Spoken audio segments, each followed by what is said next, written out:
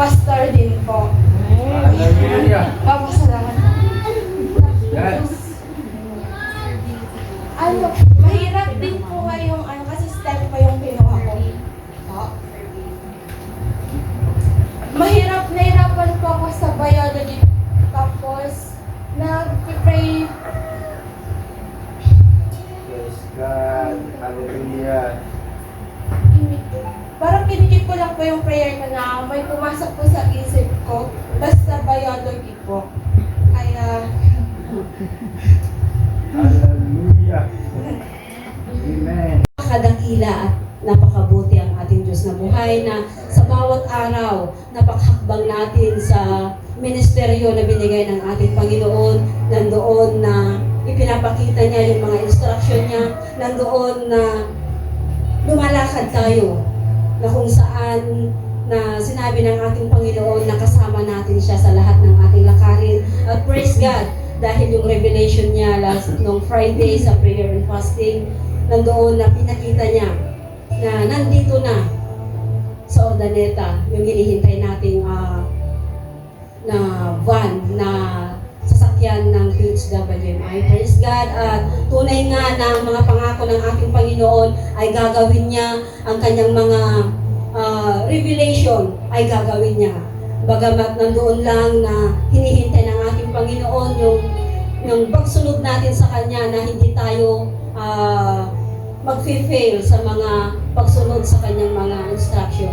Praise the Lord na bagamat nandoon minsan ang failure natin, pero nandoon pa rin yung grace ng ating Panginoon na yung dakilang pag-ibig niya pa rin ang ipinapadama niya sa ating mga warriors. Praise the Lord na nandoon mga kapatid na sa ating paglalakbay sa ministeryo ng ating Panginoon ay napaka-excited dahil nandoon na madami nang nabuksan na pupuntahan natin, madami ng mga lugar na ipinakita niya na pupuntahan natin. Kaya nandoon na inihahanda na lang niya ang bawat isa sa atin. Kahit patuloy po tayo na mag-obey sa kanyang mga instruction at nandoon na mararating din natin ang lahat ng mga ipinakita niya sa lahat ng revelation niya. Amen!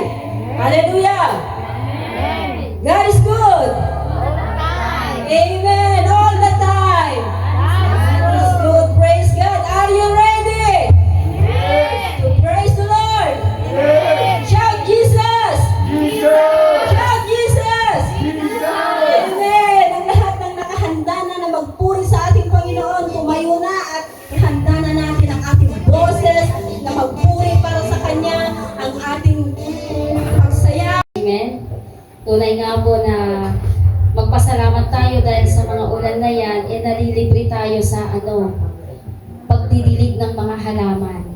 So, ngayon naman po, hayaan natin na umulan ng kagalakan, umulan ng kalakasan at umulan ng kagalingan. Amen. Naniniwala ba kayo na sa pagbuhos ng ulan, ating pong ikakatch lahat yung kagalakan, kagalingan, kalakasan sa oras na ito. Kasi ang pag-ulan na ito ay hindi lang literal nakikita no dikat at daan nga na espiritual na panagtudo iti bendisyon. Amen. Hallelujah. Kaya naman ating pong sabihin sa Diyos, sige lang Jesus, ibuhos mo sa aming mga palad. Amen. Hallelujah.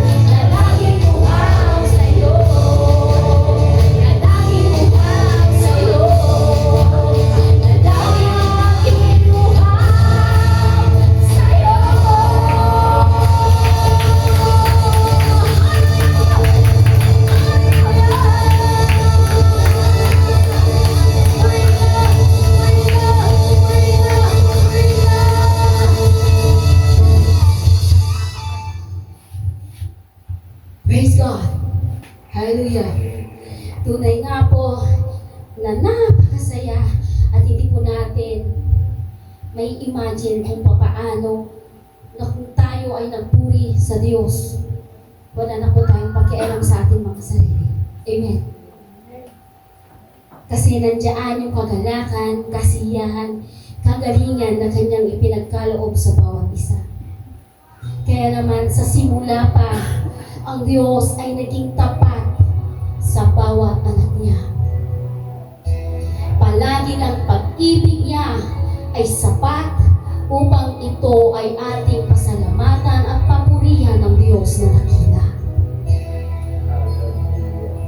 Liwanag mula sa kadiliman,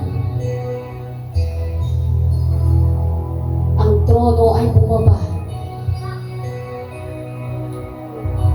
upang ang Diyos ay kanyang tatagpuin sa oras na ito. Ano ang dapat po natin gawin at sabihin? Tatanggapin ko ang Diyos ko na sa pangalan niya ay may kaaligtasan at kagalingan, may katagumpayan at kasagutan. Sapagkat sa pangalan ni Jesus, kaya nang gawin ang lahat.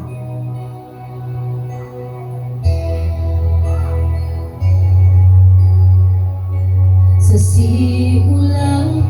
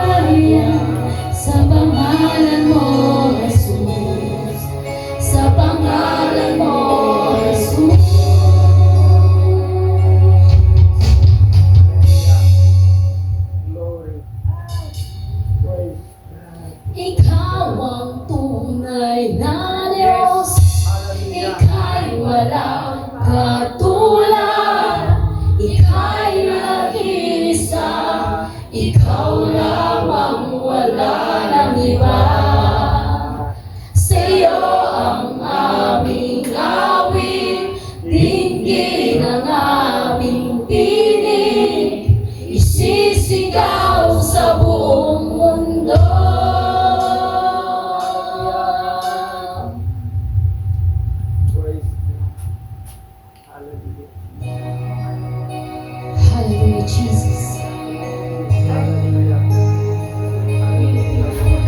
Ipagsisigawan namin sa mundo, Diyos, kay Ikaw lang ang tunay na Diyos sa aming mga buhay.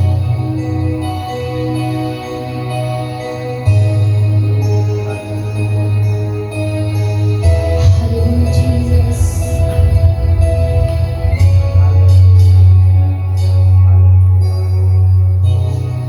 Bubukod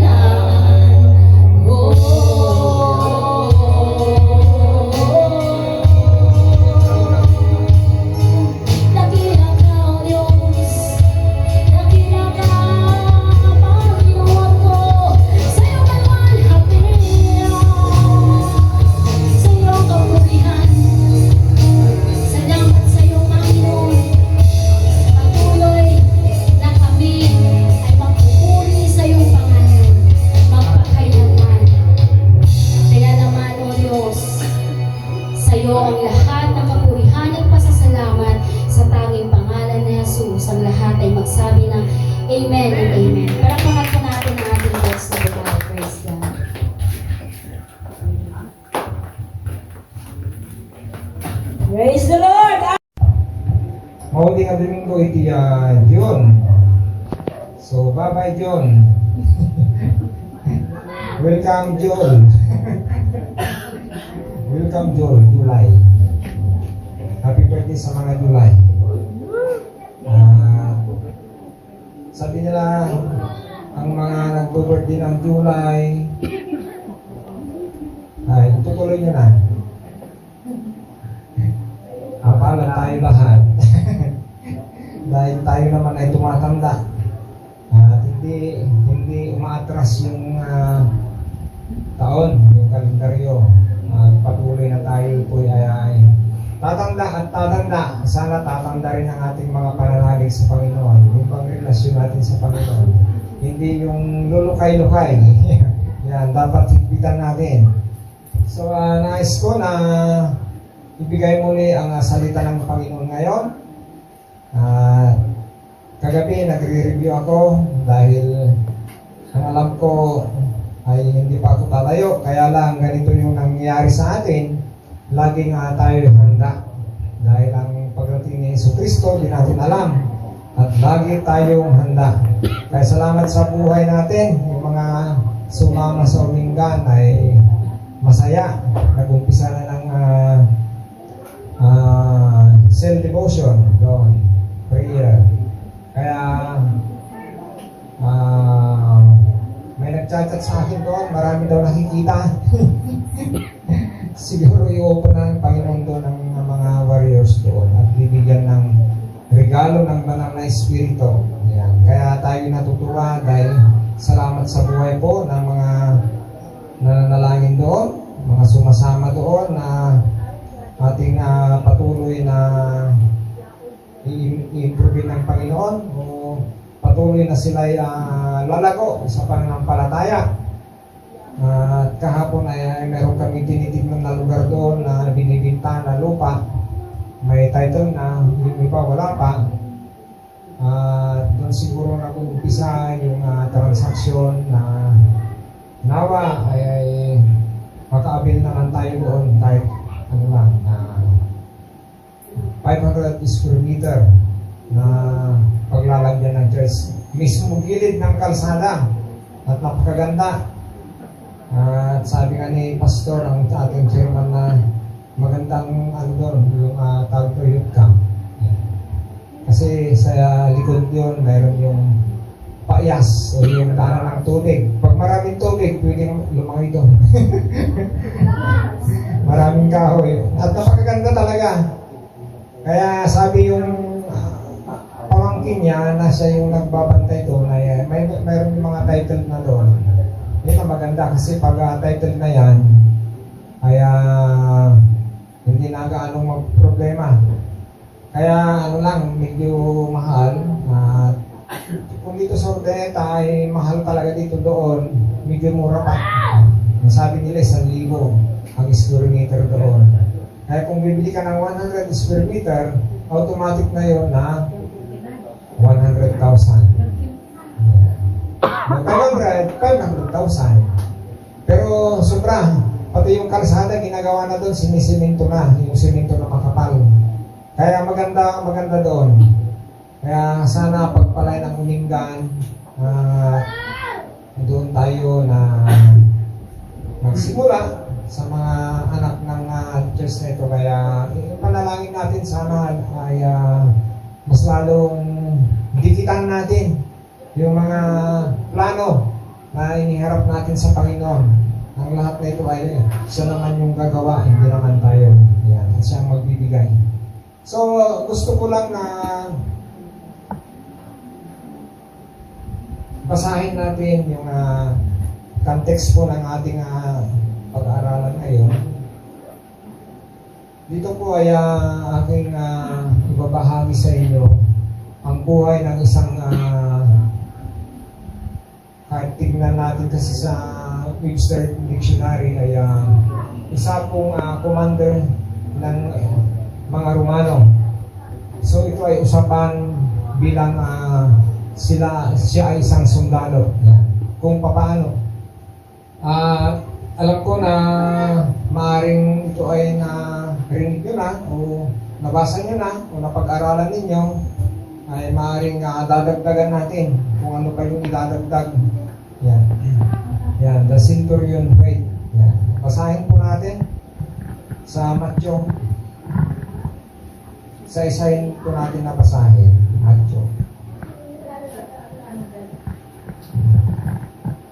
Chapter 8. So, 5 hanggang 10 yan. Mag-umpisa tayo sa 5. Yan. Pwede mo naman i-plus. Isa na. Unahin natin sa verse 5. So, ang context po natin ay sa Matthew, sa Gospel po ni Jesus, chapter 8, 5, yan. Pagpasok ni Jesus sa Capernaum, lumapit sa kanya ang isang opisyal ng hukbong Romano at nakiusap. 6. Ginoo, ang aking katulong ay naparalisado, siya po'y nakaratay sa bahay at lubhang nahihirapan. Sa iyo ang ay sa bahay. Patalastas. Sinabi na yun. Palagpakan niyo ang tiyapo. Sinabi ni Jesus, pupuntahan ko siya at pagagalingin. Sipsiputan niyo yung mga binabasa natin, 8. Yan. Ngunit sumagot sa kanya ang opisyal, Ginoo, hindi po ako karapat-dapat napuntahan pa ninyo sa aking bahay. Sabihin lamang po ninyo ang gagaling na ang aking katulong. Ito, verse 8, tatandaanan niyo mabuti yan. Okay, 9. Ako'y nasa ilalim ng mga nakakataas na pinuno at may nasa sakupan ding mga kawal. Kapag inutusan ko ang isa, pumunta ka roon, siya'y pumupunta, at ang isa naman, halika, siya'y lumalapit. Kapag sinasabi ko sa aking alipin, gagawin mo ito, ginagawa niya iyon. Okay, 10? Last. Nawala si Jesus nang marinig ito at sinabi niya sa mga taong sumusunod sa kanya. Kasi maraming tao sa panahon na yan eh. Tandaan ninyo, maraming sumama, tandaan ninyo, hindi pa ako nakakita ng ganitong kalaking pananampalataya sa buong Israel. So, giyaman tatiyapo, giyaman kami o Diyos, ginaimbag mo, salamat o Diyos sa iyong mga salita. Ito po Ama, ay nabasa po namin. Kailangan po namin, Panginoon, lagi mo kaming kukupin, Panginoon, sa iyong pong kaalaman o gani, upang patuloy na aming maranasan, makikilala ng lubusan, kung ano talaga ang pananalig na nais mo sa amin. Salamat, Panginoon. Ito ang panalangin namin sa pangalan ni Jesus. Amen. Yes, God. So, ito po in-introduce ko sa inyo ang isang tao na pinatawag na centurion. Yan. Ito yung mga sa panahon po ng Romans, sa century na ito, ang mga sundalo ng mga commander noon, sila ay tinatawag na centurion. Yan. Kaya ang sabi niya doon sa verse 9, sabi niya na kung kami nag-uutos, sabi niya, sa mga nais namin utusan, ay pumupunta sila, lumalapit sila sa akin. Pati yung alipin, o yung katulong, yan, alipin, katulong. So, nakita po natin na tayo po isang sundalo ni Kristo. Yan. Tayo po marami pong experience sa ministry and mission. Doon natin talaga nakikilala yung pananalig natin. Yan. Yung tinatawag na 100% na pananalig. Hindi siya 99.9, kundi 100%. Yan. Marami po tayong testimony at marami po yung mga feedback ng mga testimony natin. Yung mga iba, sila ay na-amaze. Yan, di ba? Natutuwa sila sa naririnig nila na testimony natin.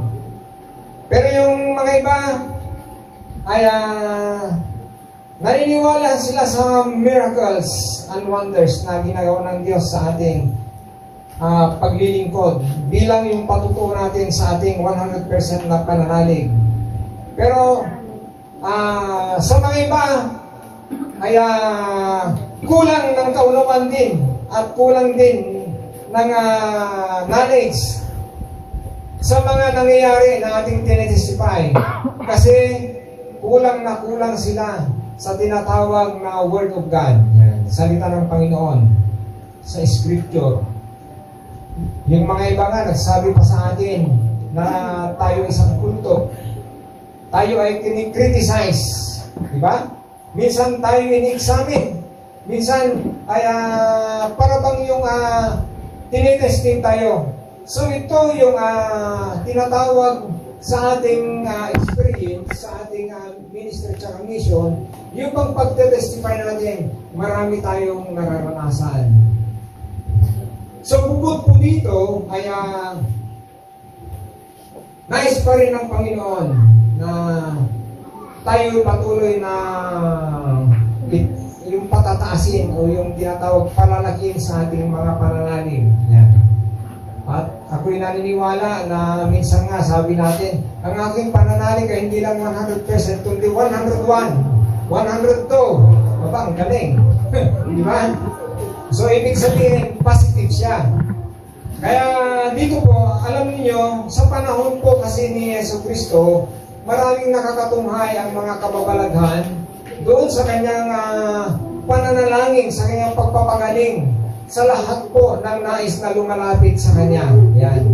Nung siya'y nadako sa lugar ng itong Capernaum na sinasabi, ito po ay lugar po ng Galilean City. Yan. Ito po ay kanluran ng Sea of Galilee. Yan. The land of Gennesaret. Ito po yung isang prospered na city. Yan. At ito po ay napakaraming tao. Ito po yung tinatawag na distrito ng Palestine. Yan. Kung imagine natin, anong distrito natin dito? Di ba? District 5. Parang ganun siya. So ito po ay parte po ng Palestine. Lamang ito po ay sa lugar ng Capernaum, na kung saan ito po ay sa lugar po ng Galilea. Lagi kasi na pumupunta dito ni Jesucristo sa lugar na ito. Yan. About 2 miles southwest of Jordan. So, ibig sabihin, magkakalapit lang ito ng mga lugar. Kaya sa panahon na yan, ay ating matunghayan kung bakit ng mga pinili ng Diyos sa panahon na yon, mga Jewish people. Kasi andyan yung mga Jewish people, mga Gentiles, mga Romanians. Yan. Kaya sa century na yan ay naungkukod tayo, alam natin ang mga Roman, sila yung nagpahirap kay Jesucristo, sila yung nagtulak upang mabilanggo, mapahirapan, mapako sa cross hanggang mamatay. Kaya sila yung talagang nagtulak upang ang Panginoong Jesucristo. Sa panahon na ito ay sa Jesucristo ay napakarami pong mga tao na lumalapit at sumasama sa Kanya. So kasama niya ang mga alagad niya. Kaya dito po, kaya binigyan ko siya ng title ng aking tuturo, ang The Centurion Faith. Kasi bibigyan natin kung ano kahalaga ang mga pananalig ng mga taong ito. Sa panahon po ni Jesus ay pumupunta sa mga iba't ibang lugar yan. Alam niyo, ang taong ito, bagamat siya ay yung commanding officer, mataas po siya, at mayroon siyang hinahawakan na 100 na sundalo o sundalo. Yan, sa panahon na yan. So, ibig sabihin, mataas siya. Parang mayroon siyang siya yung commander doon. At alam natin, ang mga taong ito ay napaka malaki ang mga pride nila, ganon. Sila ay minsan hindi sila basta tumatanggap sa panahon na umintra doon si Yesu Kristo, ay hindi siya basta-basta na tinanggap siya, pero ang commander na ito, nakikilala niya o nalalaman niya kung sino ang taong to sa Yesu Kristo. Yan. Ibig sabihin, siya po ay yung pananalig niya ay hindi pa talaga puro. Yan. At maaaring gusto niya makita.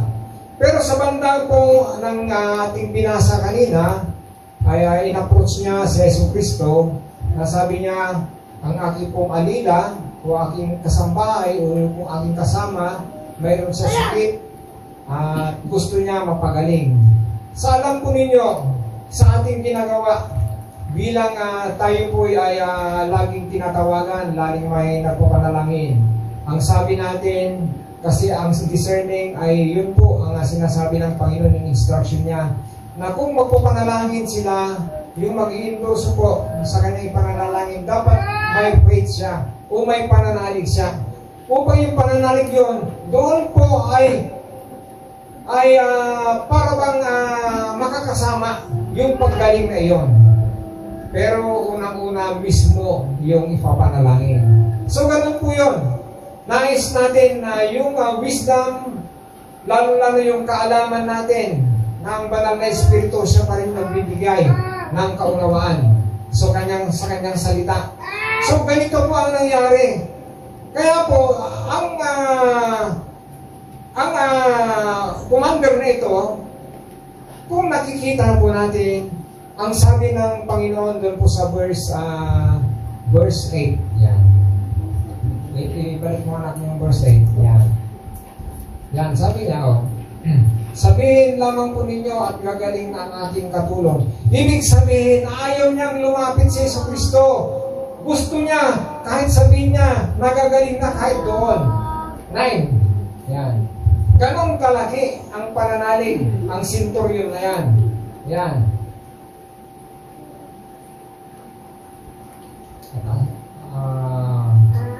Iba yung pan.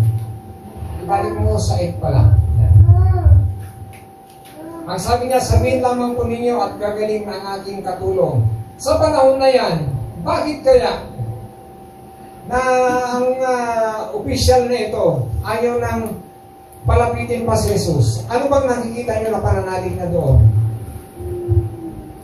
Mayroon ba siya 100% na pananalig? Sa isip-isip ninyo, alam niya ba na si Jesus Kristo ay Diyos? Alam niya ba yung mga nangyayari bago umentra sa Capernaum na si Jesus Kristo ay meron siyang alam sa pagpapagaling? Alam niya ba na siya ay Diyos?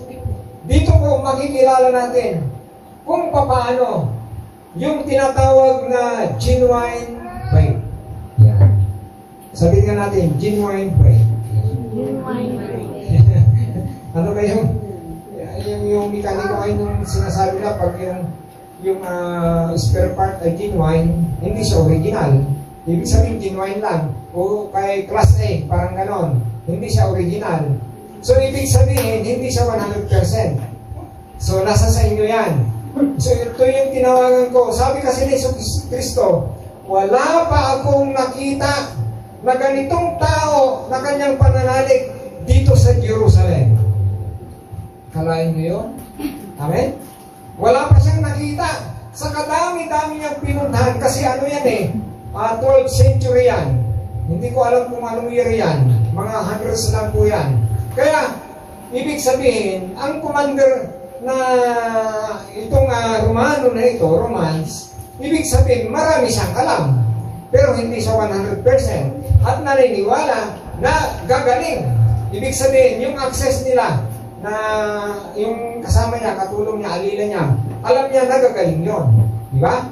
So, ganoon po, yung pananalig na ini-introduce ng Panginoon sa kanyang salita, kailangan po natin yung genuine faith. Yan. Tandaan niyo, iba yung genuine, iba yung original. Di ba?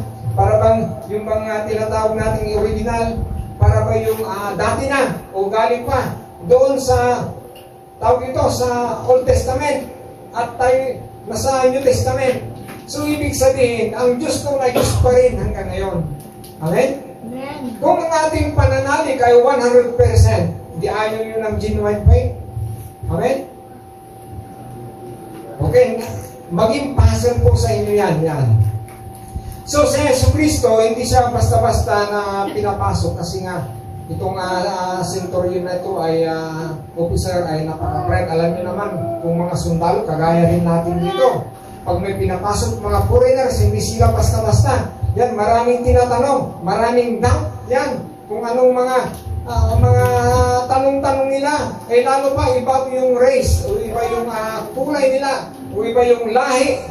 Kaya ganun po. Sa panahon na yon ay alam po natin na ang mga Roman soldier ay karamihan ay ang mga Diyos sa panahon na yon, sa lugar na yon, sila ay ino-oppress yan, kinokontrol, sila ay tinitreat yan, na parang yung angaw lang, mga ganon, kinakantem sila. So, ito po ay sa mga Romans, ito po yung tinatawag na Gentiles. Yan. Gentile faith. Yan. Alam mo yung mga makasalanan? Pero mas gusto ng Panginoon, sila po yung religyoso pero wala naman talaga yung pagkilala sa salita ng Panginoon. Hindi sila gaano naniniwala sa mga miracles, sa mga wonders, sa mga pagpapagaling ng Yesu Cristo. Yan. So sa mga Jewish sa lugar na yon, sa mga nandun po, karamihan naman sa kanila, they are lack of wisdom. Yan. Marami sa kanila, they are lack of faith. Yan. Masama sila. Kaya nga, sa panahon na yon, sa lugar na yon, ang mga Jewish people, yung mga ini-exclude sila, parang pang binabaliwala sa kingdom na yan o sa kaharian na yan. At dito nga, kailangan pala na huwag po nating limitahan ng Diyos mula sa ating isip. Yan. Huwag po nating limitahan kung ano yung mga nakikita natin doon sa mga nangyari. Kagaya yung mga nagtitestify tayo, marami yung mga criticism, gano'n, marami po yung mga katanungan. Yung pala, kaya pala na lagi nating sinasabi sa ating ministry at mission, kailangan pag nag-approach tayo, kailangan open-minded siya, open heart, open spirit. Yun pala yun. Kaya sila ay lack of faith. Diba? Nakikita na nila, nangyayari na, harapan na nila. Pero pag titignan natin centurion na commander ito, hindi kasi nabanggit dito kung bakit na kahit hindi na siya papasok at makikita o kay ililihan si Yesu Cristo. Huwag na. Pero yung genuine faith niya, kahit sabi lang na gumaling na, ay gagaling. So, dito natin nakikita yung genuine faith ng centurion na ito. Gusto niyang gumaling mula doon sa physical ng kanyang katulong. Yan. Maari ang centurion na ito ay nagre-resulta rin sa kanyang nakikita o kaya nababasa niya rin sa mga nangyayari sa panahon na yon. Basahin po natin sa Romans 10:14. Yan. Ganito tayo kasi nga the Word of God is the best medicine before curing. Yan, treatment. Yan. Tama ba yan? 10:14. Okay. Paano naman sila tatawag sa Kanya kung hindi sila sumasampalataya? Yun pala. Paano sila sasampalataya kung wala pa silang napapakinggan tungkol sa Kanya? Yung napapakinggan, ibig sabihin, maaaring may nagturo na sa panahon na yun kay Hesus Kristo bago pumasok sa Capernaum. Yan. Paano naman sila makapagkinig kung walang mangangaral? Yun pala. Kaya pala sa 10, ilipat mo sa 17 or 17. Ito pala. Kaya ang pananampalataya ay bunga ng pakikinig. So maliwanag po, di ba? Yun, maari yun nakaparinig na sa mga salita o sa mga testify, ang centurion na yun, upang sa ganon, maging ang kanyang alida ay gagaling. Ito pala yung tinatawag na genuine faith. Amen?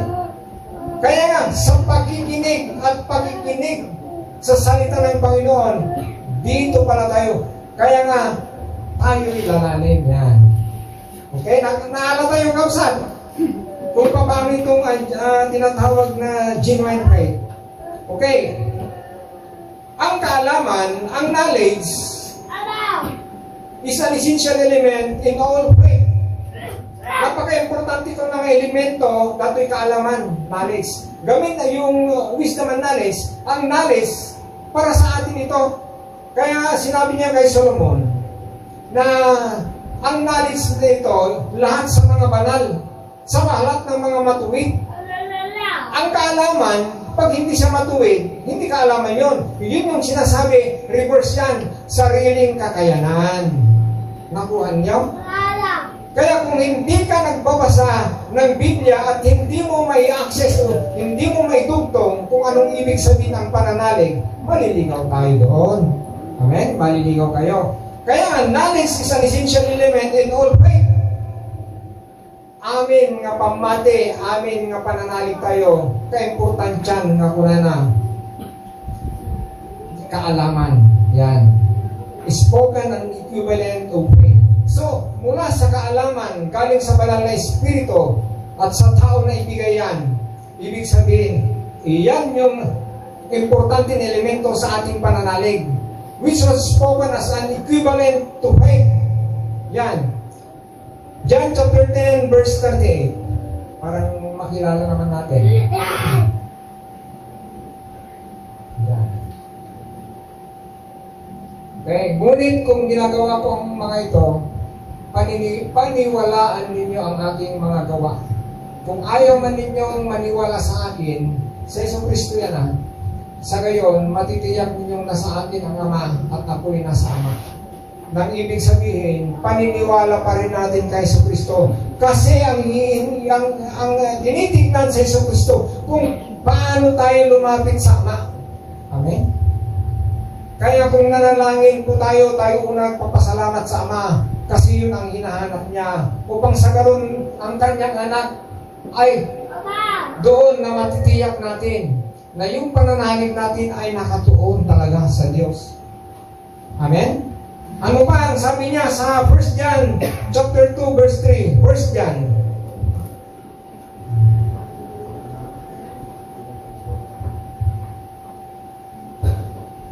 First John chapter 2 and 2 verse 3 yan.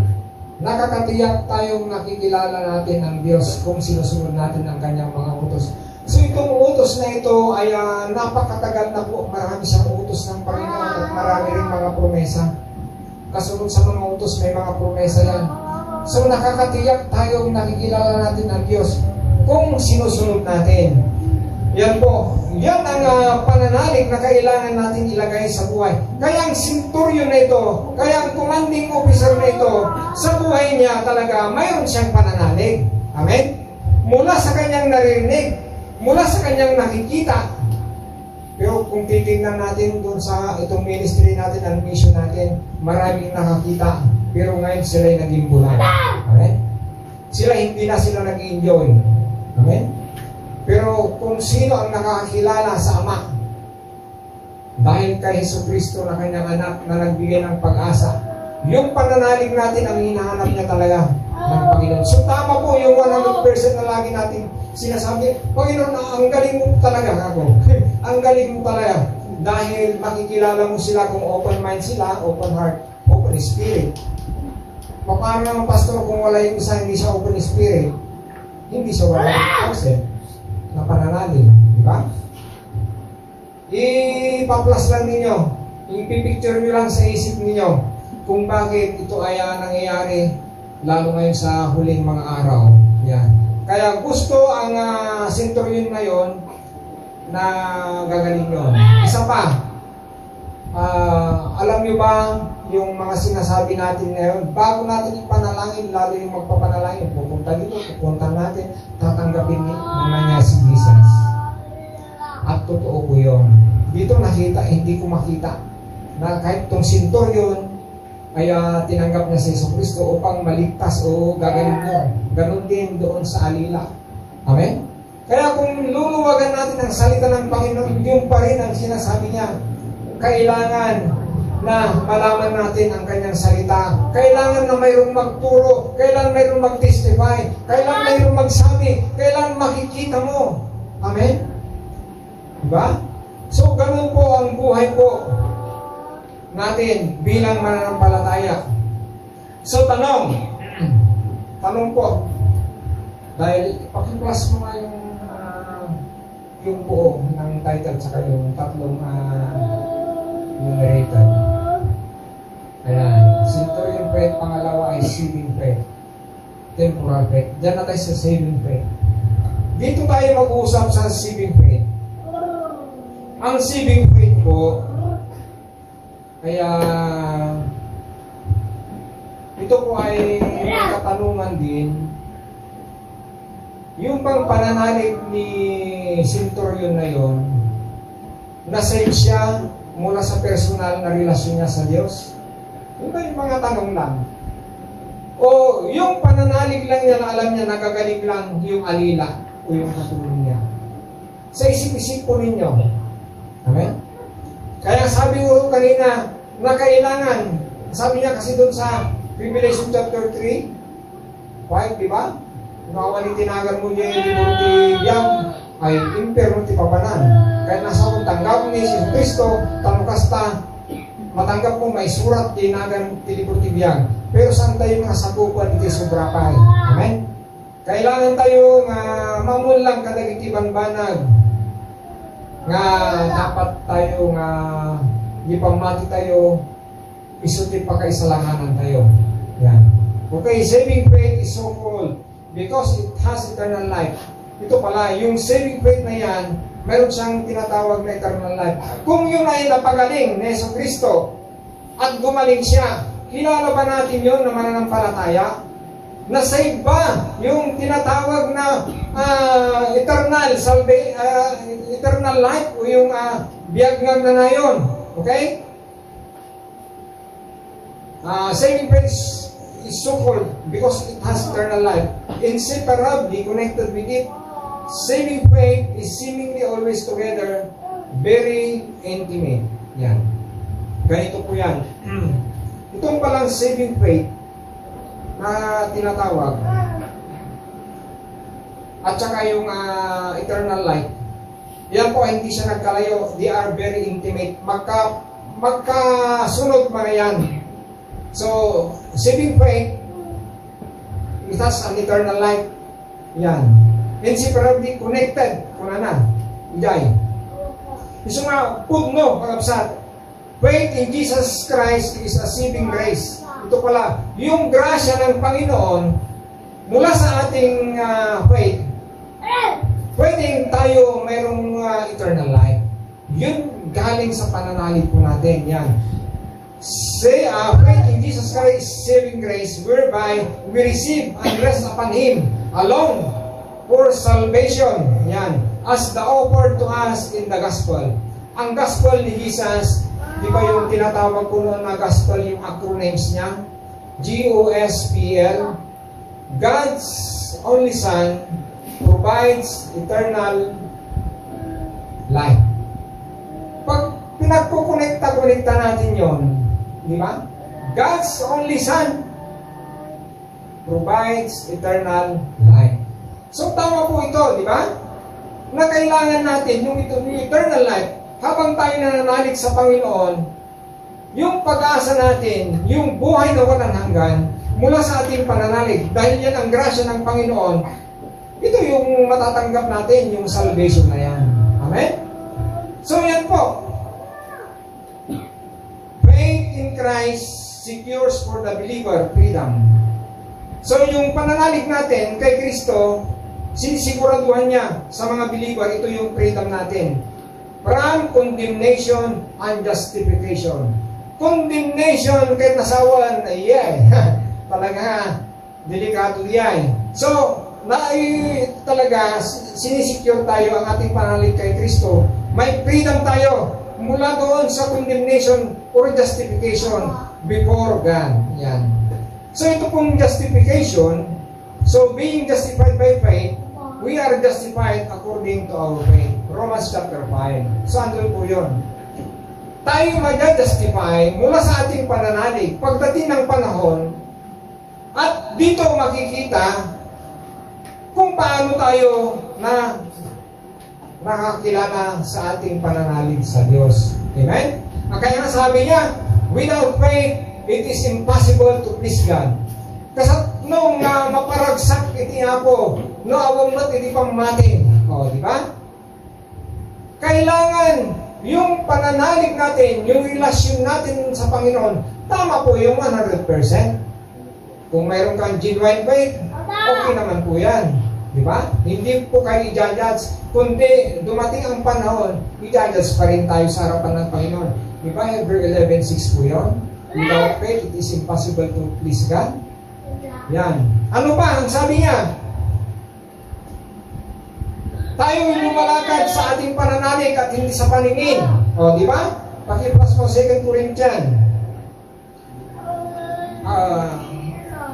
Basta sa chapter 5, nandun yun. Hindi ko nalagay yung verse. For we walk by faith and not by sight. 2 Corinthians chapter 5. Nandun po yun.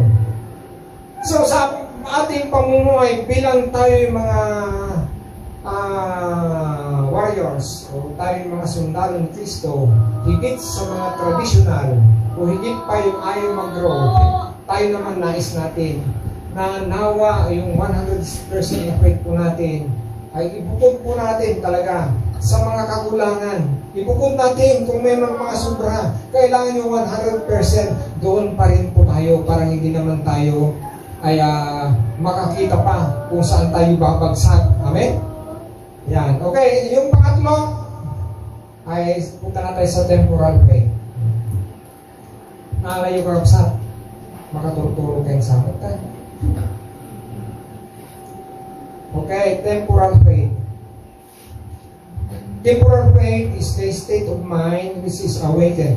Kaya gusto ko sana yung magkakaroon ako ng tawag yung mini laptop. Parang gusto ko yung yung merong wireless. Ayan. Para naman pwede kayo sumulat o bumasa yan. Kaya ngayon napapakinggan nyo. Pero tama lang yung makinig kayo kasi yan naman ang sinabi ng Panginoon. Temporal faith is the state of mind which is awakened in one by the exhibition of the truth and the influence of religion sympathy, or by what is sometimes styled the common operation of the Holy Spirit. Medyo mahirap na pag-aaral ito, temporal faith. Pag naintindihan natin yung ibig sabihin yung meaning, state of is the state of mind which is awakened in one by the exhibition of the truth. Exhibition of the truth and the influence of religion sympathy. From the word religion sympathy, by what is sometimes styled the common operation, common operation of the Holy Spirit. So alam niyo po, yung itong temporal faith, sila ba ito nagkakaroon sila din ng saving faith? O matatamo ba nila ng eternal salvation o yung everlasting life? Sa alam po ninyo, maaaring siguro temporary na rin yung pamatin. Alanganin natin, ibig sabihin 50-50. 50-50. Kaya't nangyayang tao, may nga tayo pamatin na kikuha, 60%, 40%, di ay panakakurang na. Dahil tiyan po, panakaputi sila ako. Minsan ikabilang baliktad, 40% lang pamati na 60% tawan. At ang atapang nakaisalakan na ito. Halimbawa, membro ng church ay tumanggap kay Yesu Kristo, ay ganoon ang percentage ng pananalig. Sabi natin 50-50, maliligtas kayo. Sa alam po ninyo, mahirap maliban lang kung tayo nagbabasa at nakikinig sa salita ng Panginoon. Ako rin ay marami ding mga katanungan noon yan, pero pinag-aralan ko mabuti. Kaya kumuha ko ng divinity. Gusto ko talaga kung gaano ka-divinity sa Yesu Kristo ng Diyos natin pinaligan. Ano kaya makapangyarihan ang kanyang salita? Kaya nga, lahat ng yan ginagawa natin. Matunghayan lahat natin yung buhay na promesa ng Panginoon, ang buhay na walang hanggan. So, ang mahirap ng isang pastor. Pero natuwa dahil kahit papaano, kami naman ay nag-aaral. So, punta na po tayo dito. Yan. Temporal faith. Ibig sabihin nito, yan. That's why those who believe in Christ will certainly be saved. Sa word na certainly be saved, anong ibig sabihin po yun? Baka mabalin na iligtas. Baka mabalin na magunod na yung eternal life. Ibig sabihin, kondisyon. Amen? Kondisyon siya. Pero tatandaan niyo, ay word nga very special. Ang naglilingkod hanggang wakas, siya lang ay maliligtas. Yun ang general na kanyon, statement natin. Kaya dito, ibig sabihin dito, kasi ito nga sinasabi nating temporal faith ay Diyos pa rin ang bahala. Hindi po tayo ang dapat mag-justify. Hindi natin sila i-condemn yan. Amen? So, mahirap yun. Mahirap. Pero, pwede natin siguro pagsabihan sa salita ng Panginoon kung saan siya kulang. Halimbawa, 50-50 siya, pwede pagsabihan mo. Kung 60 ang pananalin at kulang ng 40, dagdagan mo. Paliwanag mo. Ganun lang po yun. Okay, sabi nga dito, that's why those who believe in Christ will certainly be saved. John chapter 6 verse 37. Basahin po natin. Parang maliwanagan naman po tayo. John chapter 6 verse 37. Lalapit ka sa akin ang lahat ng binibigay sa akin ng Ama. At hindi ko itataboy kailanman ang sino mang lumalapit. So, pag marami tayong pagkukulang sa Diyos, pag 50-50 lang tayo, 60-40, ang sabi niya po yan, lalapit ka sa akin ang lahat ng ibinigay sa akin ng Ama.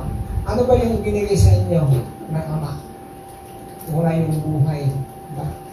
At hindi ko itataboy kailanman ang sino mang. O, di ba? Ibig sabihin, pag nagpapatuloy tayo at tumalapit tayo sa Panginoon, ay mayroon po tayong pag-asa. Ito yung napakagandang pakinggan. Kasi nga sa buhay natin, sa pamilya natin, hindi perfect po yan. Maging kami, hindi rin perfect. Hindi malapit din kami at kung may pagkukulang, gusto namin na maging 100% yung pananalig. Okay? Verse 40. Punta tayo sa 40. Diyan rin. Sapagkat ito ang kalooban ng aking Ama, yan pala ang kagusto ng Panginoon. Ang lahat na nakakita sa anak, hindi naman natin nakikita yan. Sa kanyang libro, mapalat ang hindi nakakita. Yan. Anak, sila no, nakakakita. At sumasampalataya sa kanya ay magkaroon ng buhay na wala. So maliwanag po at sila'y muli kong bubuhayin sa huling mga araw.